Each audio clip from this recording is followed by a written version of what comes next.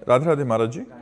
महाराज जी, आपने बताया था कि किसी को भी भाग्य से भगवत प्राप्ति नहीं होती, फिर कुछ ही लोगों में आध्यात्मिकता में रुचि काफी प्रारंभिक अवस्था में अपने आप कैसे होती है? ये क्या पूर्व जन्म के कुछ शुभ कर्मों का फल है? सत्संग, मति कीरति गति भूति भलाई, जब जे जतन जहां जे पाई, सो जानो सत्संग प्रभाऊ, लोकों वेदन आन पाओ। अगर कभी किसी को भगवत मार्ग में रुचि हुई है तो संत संग से हुई है, उसकी वाणी उसका संग है।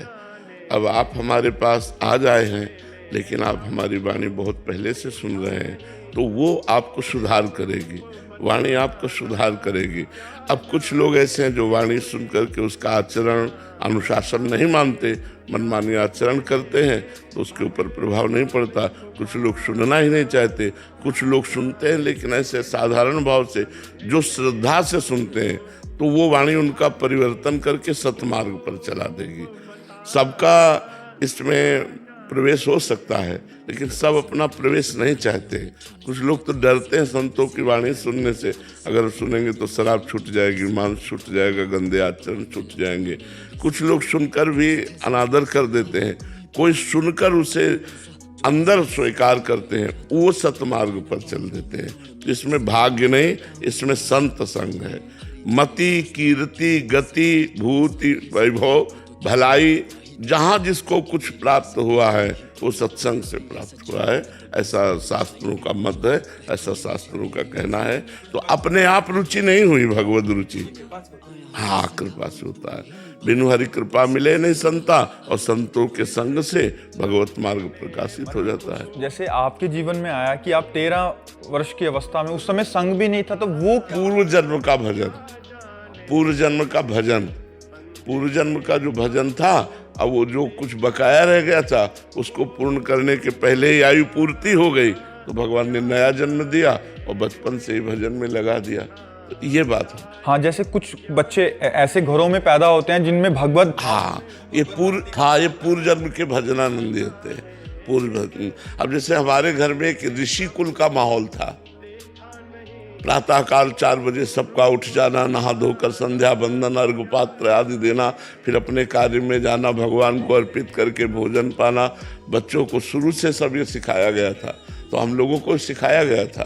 तो एक ब्रह्म ऋषि कुल में जन्म हुआ, तो वातावरण एकदम भागवतिक, मोहल्ले में प्याज लहसुन नहीं आता था, घर की तो बात जाने दो, कोई व्यसन नहीं, कोई नशा नहीं, सब भागवतिक।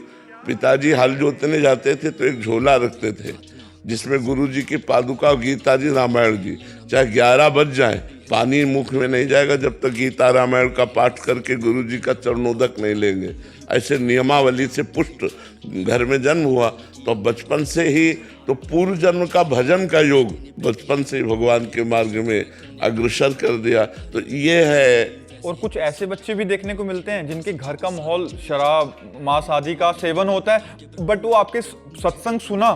क्या ये सत्संग सुनने तक की यात्रा है कि उनको सत्संग का संयोग कब बैठा, ये भी कोई उनका भगवान की कृपा, बिनु हरि कृपा मिले नहीं संता। भगवान की कृपा उस जीव पर हो गई, और साधु बड़े बड़े अत्याचारी दुराचारियों को संतों का संग मिल गया तो महात्मा बन गए।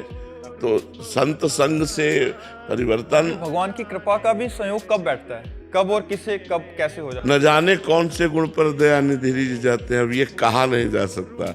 ये नहीं कहा जा सकता कि इस पर क्यों रीझ गए। जिसमें बुराइयां ही बुराइयां दिखाई दे रही हैं, उस पर भी भगवान रीझ गए, उसकी बुराइयां देखकर रीझ गए, दया आ गई और उसको साधु संग दे दिया, वो महात्मा बन गया। तो ये नहीं कहा जा सकता कि भगवान किस पर कब रीझ जाए। हाँ, ये तो भगवान ही जान सकते किस पर कब रीझ जाए, कब दया। देखा कि भटकते भटकते अनेक जन्म हो गए, तो भगवान उसको चांस दे देते, चलो साधु संग में चलो, भगवान के धाम में चलो, नाम जप करो, लीला गायन सुनो, ऐसा भगवान रुचि पैदा कर देते।